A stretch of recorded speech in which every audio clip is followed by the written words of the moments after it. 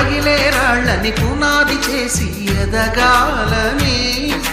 తరిమే వాళ్ళని హితులుగా తలచి ముందుకెళ్ళాలని,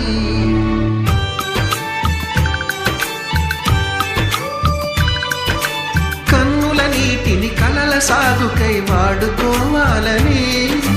కాచే నిప్పుని ప్రమిదగా మలచి కాంతి పంచాలని, గుండెతో ధైర్యం చెప్పెను, చూపుతో మార్గం చెప్పెను, అడుగుతో గమ్యం చెప్పెను, నేనున్నానని నీకేం కాదని, నిన్నటి రాతని మార్చేస్తానని.